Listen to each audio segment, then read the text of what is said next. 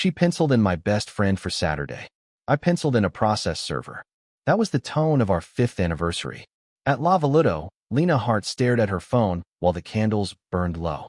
The room was noisy with happy tables, but our booth felt refrigerated. I tried small talk, asked about her day, asked about the pasta. One-word answers. A blue glow kept lighting her face.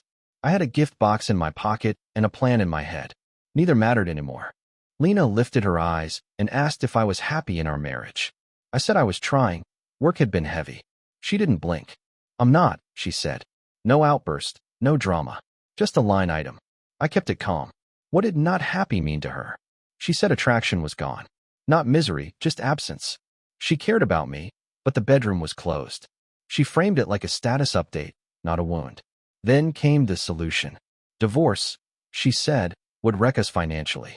2 homes, attorneys, the mortgage. We couldn't afford to split. She had an alternative that kept everything neat. We would stay married and swap partners with Noah and Ava Briggs on a schedule. I thought I misheard.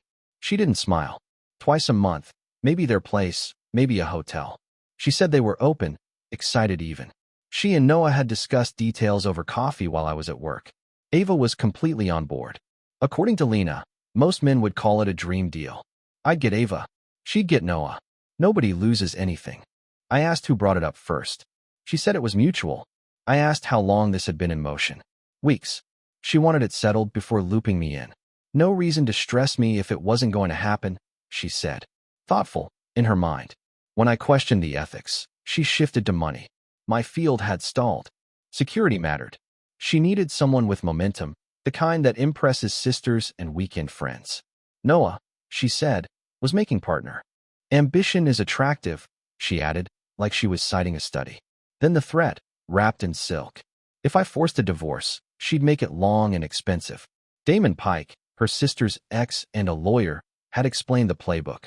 She'd keep the house, take half my retirement, bleed me with fees. I'd end up renting a dim place near traffic, while she kept the life we built.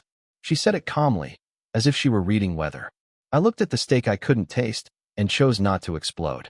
I asked logistical questions instead. Frequency, boundaries, where, how we'd handle holidays.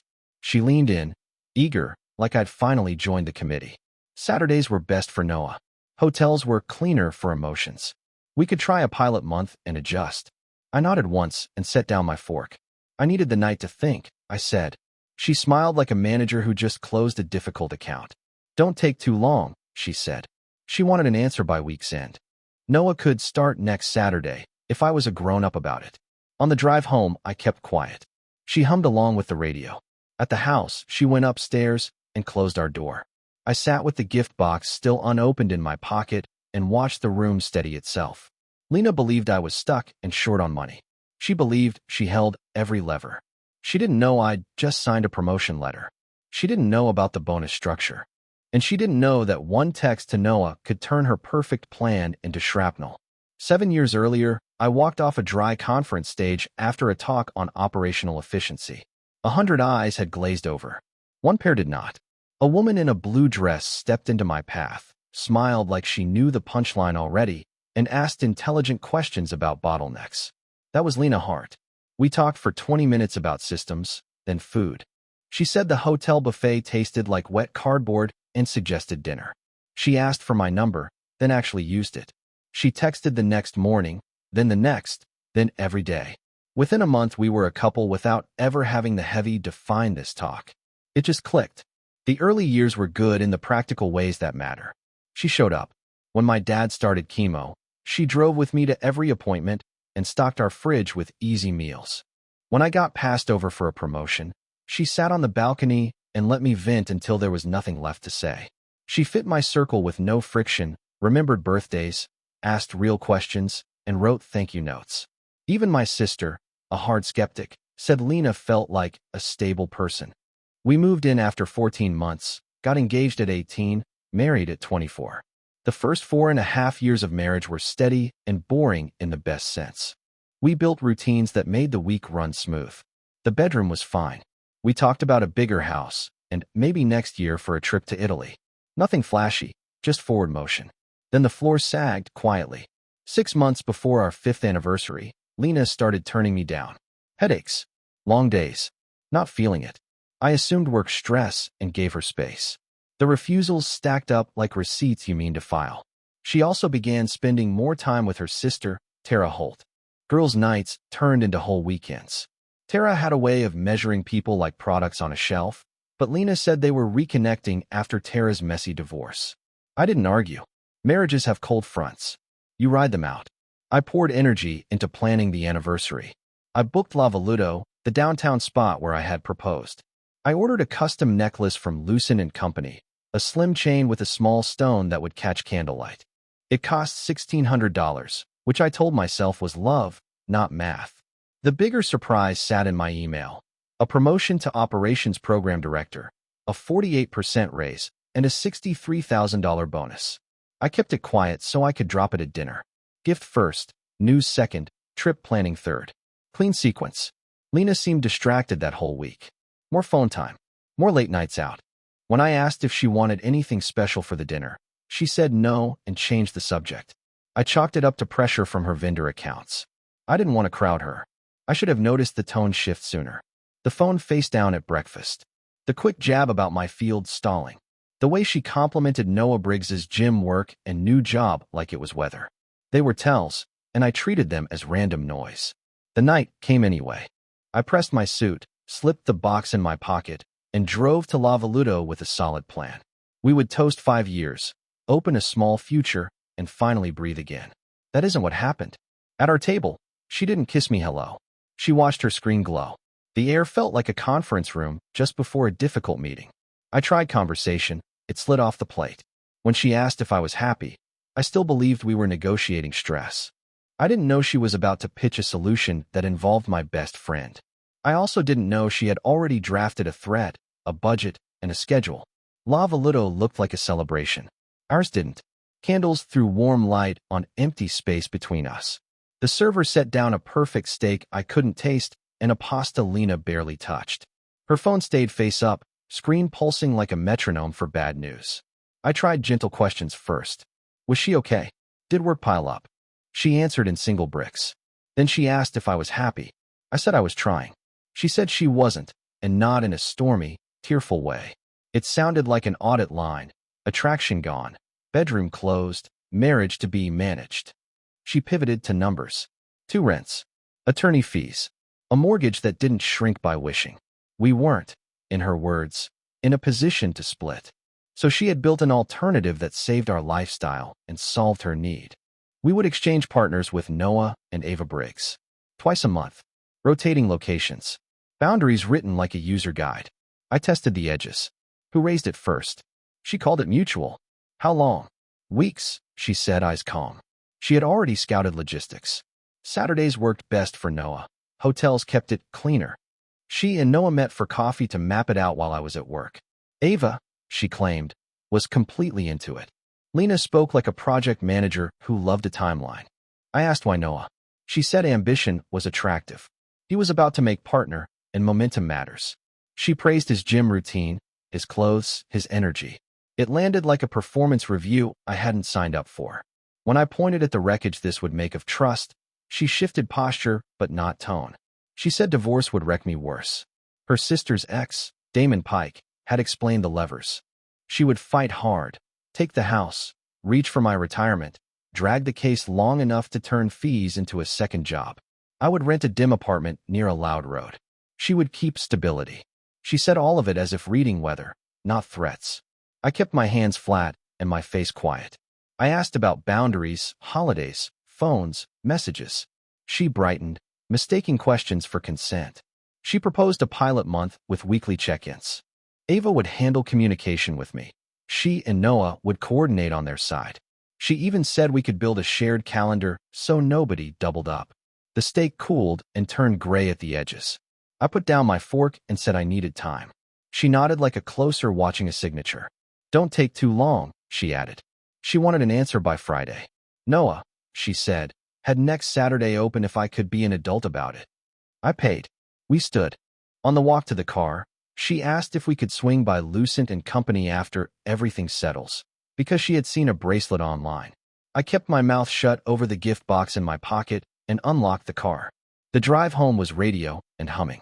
She took the master bedroom and shut the door. I sat on the couch with the box in my hand until the air stopped shaking. Then I put the box away, opened my banking app out of habit, and remembered the one thing she truly didn't know: the promotion letter and the bonus structure I had signed 3 weeks earlier. Lena believed leverage lived in my fear of money. She believed my best friend had already agreed to her plan. Both beliefs were useful to me. I opened my messages and tapped Noah's name. I typed one line because one line tells you everything. When did you last see Lena? Was it coffee recently, or just the barbecue months back? I hit send and watched the bubbles appear, disappear, and come back. The room went very quiet. The typing bubbles flickered, vanished, returned. Then Noah answered. He said the last time he saw Lena was the backyard barbecue months ago. No coffee, no planning meeting, no schedule. When I asked, carefully, about any arrangement, he fired back fast and blunt. Absolutely not, and Ava would shut that down in a heartbeat. His surprise felt real, even through a screen. That single exchange cracked the whole pitch from dinner. The coffee meeting never happened. The mutual idea wasn't mutual. The calendar, the hotel talk, the claim that Ava was excited, fabricated to trap me between humiliation and a threat. I told Noah I'd explain later and thanked him for being straight. Then I put the phone face down and switched it to Do Not Disturb. Call started anyway. One from Noah. Another. A text stack. I let them pile up like snow against a door. This wasn't the hour for explanations or comfort. This was the hour to go still, document everything, and steer clean. I took the necklace box out of my pocket, placed it in a drawer, and shut it softly. The drawer felt heavier when it closed. I opened our shared checking app and stared at 5 years of predictable deposits and weekend swipes. I didn't move a cent. I just looked and let the numbers do what numbers do. Tell the truth without adjectives. Then I pulled up the promotion letter I had signed 3 weeks earlier. Operations Program Director. 48% raise. $63,000 bonus. I reread the paragraphs about compensation and timing until the font felt familiar. The part she didn't know about wasn't just money. It was that she had misjudged my options. If your opponent misreads the map, you don't correct them. You walk. I made 3 quiet rules for myself. First, no scenes. Anger is expensive. Second, receipts over speeches. If it wasn't saved, it didn't happen. Third, move first. Filing first sets tone and pace. My role from this moment forward was not husband in crisis. It was project manager with a clean checklist. I drafted headings on a legal pad: finance, legal, communications. Under finance, I wrote 2 words: new account. Under legal, I wrote one-party consent, consult, file first. Under communications, I wrote verify, record, minimum words. The pen pressure carved faint grooves through the page. Good. I wanted the paper to remember. Upstairs, the master bedroom door stayed closed. I slept in the guest room with the phone across the room, so buzzing couldn't find me. The gift box glowed in my thoughts for a minute and then went dark. Humming from the car ride replayed. It dissolved, too. What stayed was the clean click of a plan coming together. Around midnight, I walked the house once, not out of fear, but to rehearse distance. Photos on shelves. A wedding frame that would be a cardboard memory in a month. The couch where Lena once fell asleep during playoff games. Every object looked like staging for a listing. That helped. When sleep finally came, it was short and flat. I woke before the alarm at 5, dressed in quiet clothes, and left by the side door so no floorboard would announce me. Outside, Riverton was blue and empty. Streetlights hummed while the sky thought about changing. I drove across town to Harbor Grind because the baristas there don't ask questions before 6. I ordered drip coffee and took the corner table that faces a wall. I opened my laptop, pulled a fresh notebook from my bag, and set the pen on the spine. First move, finance. Open a checking account Lena didn't know existed. Redirect income legally and fast. No heroics, no games. Just a clean new lane. I sipped coffee, clicked open a bank's application, and started typing. Harbor Grind opens at 6. I was there at 5:50, first key turn, first pour. I took the corner table, opened my laptop, and wrote 3 words on a fresh page. Move first, quietly. Finance came first. I applied for a checking account at a bank Lena didn't use. The form asked easy questions. Approval came before the coffee cooled. I logged into my company portal and changed direct deposit to that new account.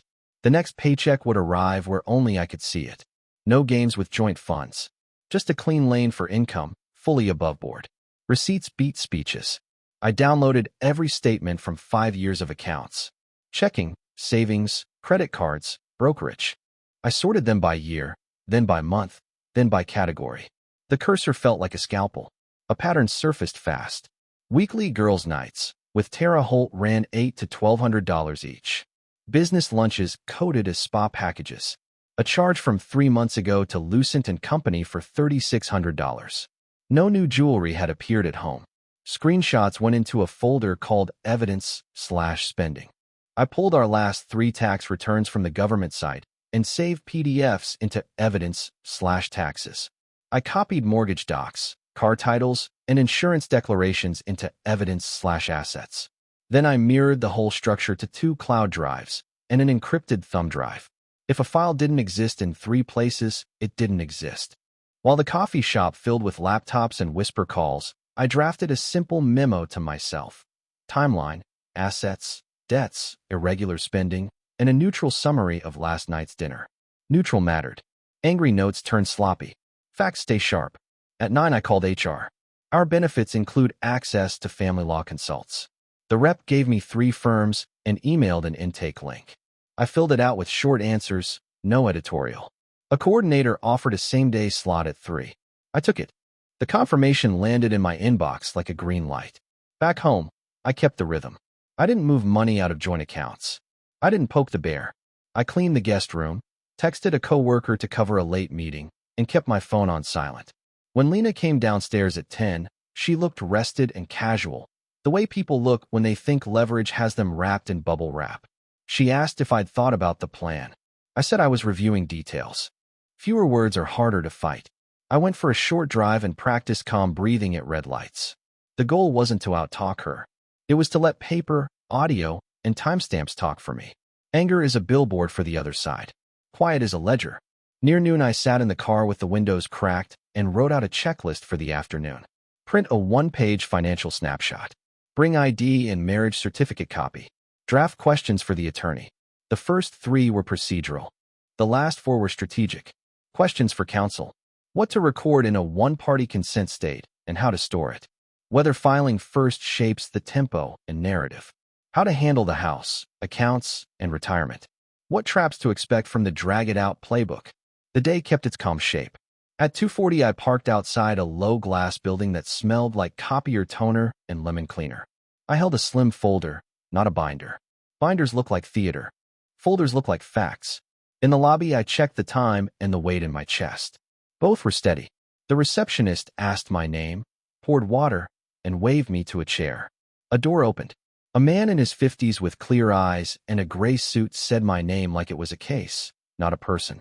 We shook hands and went into a quiet room. The attorney had courtroom shoulders and a calm voice. He listened without interrupting. I summarized dinner, the arrangement, the threats, the misread about my finances, and the text from Noah. I kept it clinical. Dates. Times. No adjectives. He drew 4 boxes on a pad. Rule 1, he said. You're in a one-party consent state. Record every relevant conversation with your wife or her sister. Store the files in at least 3 places. If it isn't backed up, it doesn't exist. He tapped the second box. Rule 2, file first. You control tempo, venue, and narrative. Don't warn her.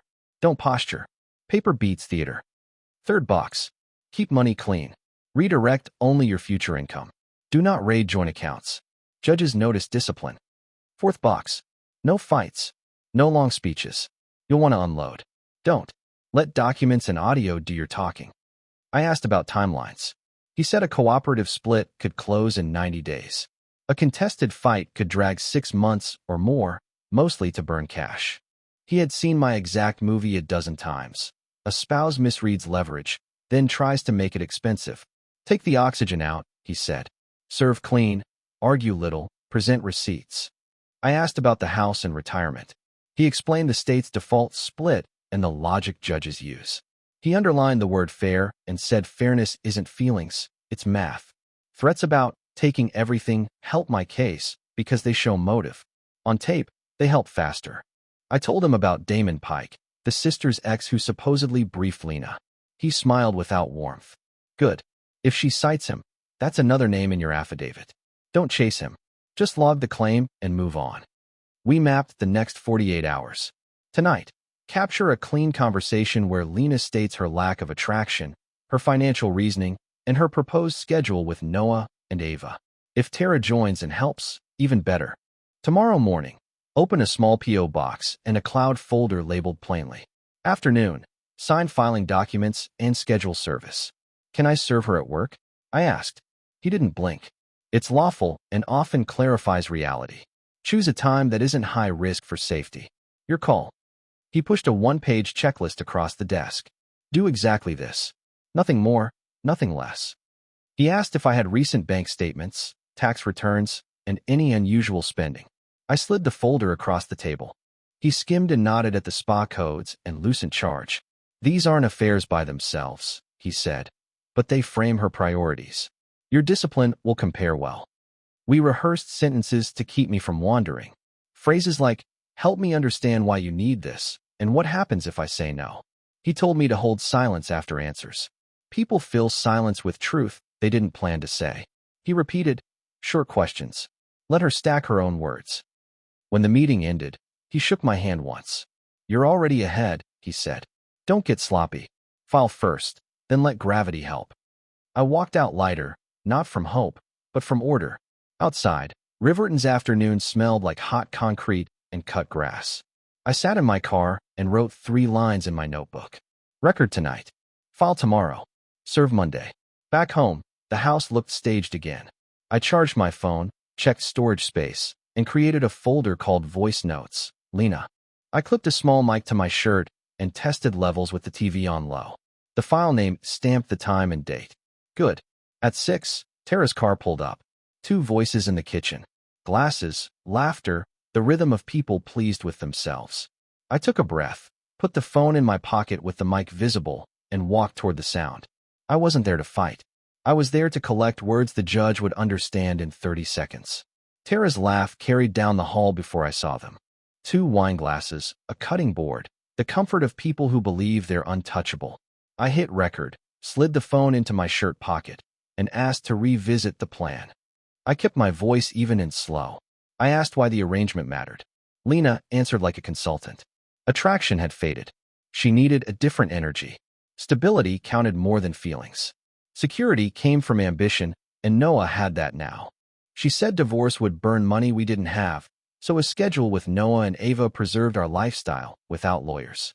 She spoke like risk management, not marriage. I asked the hard question, what if I said no? She didn't blink. Then she laid out the thread again with bullet point calm. She would drag court for months. She would reach for the house and half my retirement. Fees would drown me. You'll be broke and alone in some dark apartment, she said, as if describing a weather map. Tara nodded and said Lena deserved better than stagnation. The word hung there like a label on my chest. I kept to short prompts. Why Noah? Why now? Who else knew? Lena said Tara knew, of course. Damon Pike had explained how leverage works. Saturdays were still best, hotels still cleaner, and everyone would stay discreet to protect the friendship. She called the whole idea generous. Most men would be lucky, she added. I asked if she felt any responsibility for how it landed. Lena said feelings were less important than outcomes. If I cared about the marriage, I'd accept a solution that didn't explode our finances.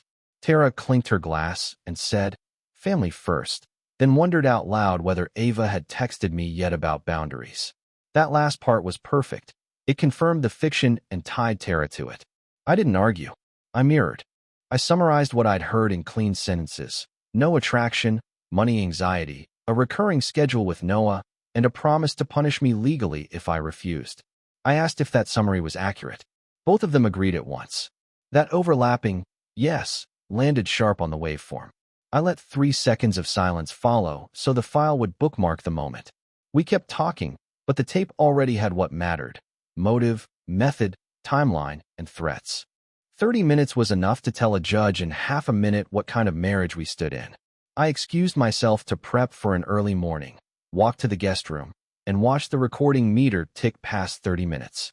I saved the file, named it voice note_01, plan_threats, and backed it up to 2 cloud drives and an encrypted stick. If it didn't live in 3 places, it didn't exist. Sleep came in sheets. I woke before dawn and let the house stay quiet around me. The plan's next line was simple. Open a P.O. box, print a clean financial snapshot, then drive to the firm and sign filing documents. File first, then let gravity do work. At 8, I stood in a post office line with retirees and small business owners, holding a utility bill and my license. The clerk slid me a key and a thin smile. The tiny metal door clicked open like a start gun. I dropped in 2 blank envelopes addressed to myself, so tomorrow would add provable timestamps to my copy trail. By 10, I was in a parking lot 2 blocks from the attorney's office, reading the checklist again. One-party consent, captured. Spending patterns, archived. Income redirect, clean.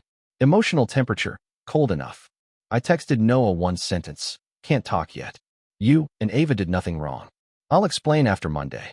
He answered with a thumbs up and a question mark. I put the phone away. Explanations could wait. Inside the firm, the conference room smelled like paper and carpet glue. I initialed where tabs told me to and signed where lines waited. The packet felt light because decisions are lighter than indecision. Service was set for Monday late morning, the slow point in Lena's office when calendars go soft and the break room runs out of sweetener. The server would be clean, brief, and professional. No scenes, no speeches. On the drive home, I rehearsed silence the way athletes rehearse form.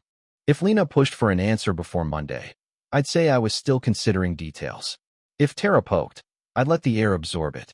Paper would talk soon. That night I cooked, ate, washed, and packed a small bag in case comm needed distance. I checked the door camera and charged my phone.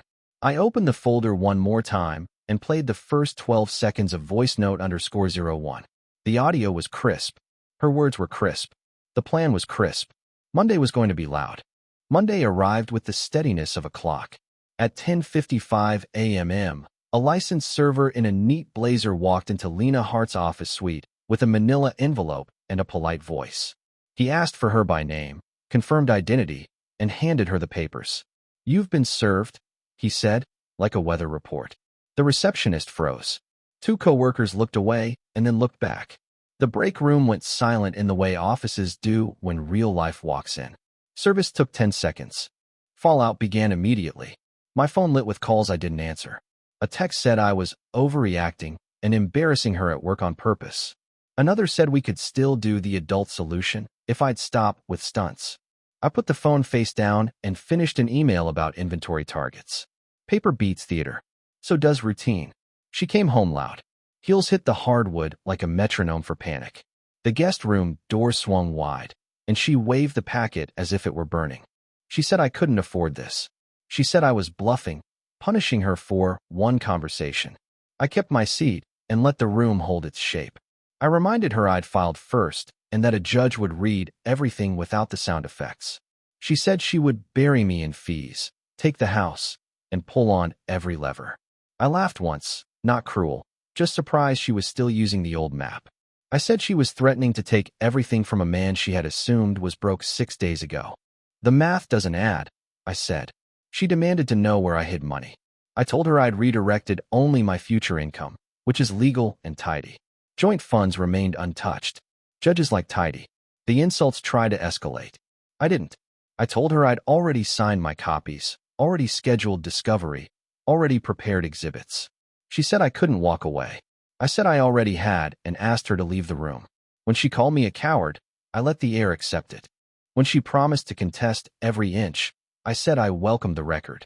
Tara arrived 20 minutes later, right on cue, indignant and certain. She announced I wasn't doing this to Lena. I said I already had, and that she was on the recording suggesting family first while my marriage burned. Tara said I was petty. I said I was precise. Petty yells, precise files. They tried a tag team plea, then a tag team threat, then a tag team script about love and second chances and how men dream of arrangements like this. I told them we were long past dreams. We were in math, timestamps, and state law. They left when the room realized I wouldn't stand up to follow them. The week turned into filings and replies. Lena's lawyer demanded an account freeze. My attorney countered with clean income routing and untouched joint balances. They asked for 60-40 in her favor with the house assigned to her. We said no and asked for a preliminary hearing. If there was going to be theater, let it happen under fluorescent lights with a clock. On the morning of the hearing, I wore a quiet suit and no cologne. I walked in alone and sat where the clerk pointed. Lena entered with Tara shadowing her, both dressed like a funeral rehearsal. The packet of exhibits in my folder was thin on purpose. Thick packets feel like insecurity. Thin packets feel like direction. The judge took the bench, scanned the docket, and called our names. He looked at the filings, then at us, like a teacher reading a pop quiz already graded. He asked if there were recordings relevant to the dispute. My attorney said there were, and that our state permitted one-party consent. The judge nodded once. Lena's lawyer began to talk. The judge raised a palm. We were about to see how little patience the court had for theater. The judge lifted a hand, and the room obeyed. He glanced at the filings, then at us, then at the clock. My attorney summarized in 2 sentences. A recorded proposal to swap partners, linked threats to weaponize the divorce, and clean financial behavior on my side. He offered to play a short clip if the court wished. The judge did. 30 seconds was enough. Lena's voice, even and managerial, laid out the schedule with Noah and Ava, then described how she'd drain me if I refused. Tara's agreement followed close behind. The judge paused the audio and let the quiet land. He didn't scold. He didn't sermonize. He just returned to the page. Our state's default split was clear. He noted I had redirected only future income and left joint accounts alone. He noted the spending pattern on Lena's side without giving it more weight than it deserved. Then he issued a preliminary order that felt like a ledger closing. The marriage would end. The house would be sold with proceeds divided evenly. Retirement accounts would remain separate. No temporary support for either party. The recordings were admissible under one-party consent. If either side wanted a full hearing to contest, he would schedule it, but warned that theatrics would only convert to billable hours. He looked at both tables. Decide how much you want to invest in noise, he said, and moved to the next case. We stepped into the hallway where air tasted like dust and copier toner. Tara looked at me as if I had cheated at a game she invented. Lena's attorney spoke quickly in a tight voice about settlement options. My attorney gave a neutral nod and a stack of dates. I buttoned my jacket and left without looking back. Paper had done the talking. Selling the house took 4 weeks. We packed in parallel, like strangers sharing a gate at an airport. Movers carried our labeled lives to separate trucks. A realtor with polite shoes walked rooms that had stopped belonging to us the moment the gavel fell. The closing numbers arrived in my inbox one Thursday afternoon. Half hit my account the next morning. I felt nothing but quiet. I rented a short-term place, then bought a small condo uptown where sidewalks stay clean after rain. 2 rooms, tall windows, and a kitchen that encourages eggs at midnight. I replaced our heavy couch with something light and honest. I bought 2 plates instead of 4. I slept better than I had in a year. Work steadied me. The promotions range felt real now, not like a line in a letter. Teams ran smoother. Budgets behaved. I stopped checking my phone every 6 minutes. I went to the gym and didn't look for anyone in the mirror. On Sundays, I walked Riverton's river path with coffee and the belief that silence could be a home, not a penalty box. Noah texted twice. Once to confirm he and Ava were okay, once to invite me to a game. I told him we were good, that I appreciated his honesty, and that explanations were simpler now that documents existed. We sat in nosebleeds and watched our team lose by 12. It felt healthy. Lena tried a few legal angles through her attorney. Account queries. Discovery requests with wide nets. My side responded with timestamps and polite edges. Judges like tidy. She floated an uneven split again. We declined again. Eventually, the calendar did what the judge said it would, convert noise into invoices. The filings slowed. The temperature dropped. 3 months after the decree, I was eating takeout at my new table when an unknown number called. I let it roll to voicemail. A text followed that used my first name like a key. I called back because curiosity is a stubborn muscle. Her voice came thin over the line. She asked how I could afford the condo and the car. She said she thought I was broke. I said I'd been promoted before our anniversary. I said the bonus arrived, the raise landed, and the plan she tried started from a wrong map. She went quiet, then said she wouldn't have pushed if she had known. I said knowledge wasn't the point, motive was. She ended the call. The line clicked and left only refrigerator noise. I finished dinner and turned on a late game. The condo held the sound and gave none back. Peace can be loud if you're not used to it. I decided to like the volume. I thought that would be the last page. It wasn't. On a Tuesday night, my doorbell rang like it had news. The camera showed Lena. Jeans, hoodie, no makeup, eyes swollen. I opened, but didn't invite her in. The hallway light framed distance. She asked for 5 minutes. She said she had made a mistake, that fear of money made her cruel, that she missed the life we had. She said everyone knew about the recording now. Friends stepped back. Tara called her delusional. Repairs ate the old house. The mortgage pushed her into a second job bagging groceries. Words spilled like water from a broken valve. I kept the door between us and spoke plain. I said the marriage was over months ago, not tonight. I said what she lost wasn't a paycheck. It was my trust. I said apologies don't glue a wreck back together. She tried a different door. Nostalgia. Early drives, chemo days with my father, the blue dress at the conference. She said we could try counseling and start clean. She promised no more plans, no more timelines with other people's names. She promised to be better. Promises are free. Consequences aren't. I asked her to leave. She didn't move. She said I wasn't this cold. The real me would offer a second chance. She said one mistake shouldn't erase 7 years. Then she braced on the frame and refused to step back. Wind carried a grocery store smell on her hoodie. I told her again to go. She dropped to her knees on the doormat and begged. Palms together. Head down. Neighbors' windows washed without faces. It looked like church and sounded like panic. I told her to stand. She wouldn't. I said I would call the police. She said I wouldn't. I pulled out my phone and did. Blue and red washed the wall. 2 officers walked up with professional calm. They asked if she lived here. No. They asked if I had invited her. No. The older one explained trespass in a voice you use with storms and dogs. The younger one asked me if I wanted to press charges. Not unless she returned, I said. They warned her once, clearly. She left with a last look that tried to be hatred and grief at the same time. The older officer told me to consider a restraining order if the visits continued. The younger one told me to upgrade the doorbell camera and write down times. They had seen this movie. They preferred paperwork to drama. Same. I closed the door and locked it twice. The kettle clicked. Steam rose. A quiet movie filled the condo with neutral sound. I sat on the couch I chose and tasted calm in the tea.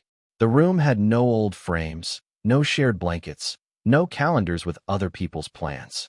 It had one chair pulled up to one window and a city that didn't care what we had tried to be. Some mistakes cost everything. She thought leverage would keep the bill small. She thought lies could draft a future where no one got hurt. The judge didn't need a speech to understand otherwise. Neither did I.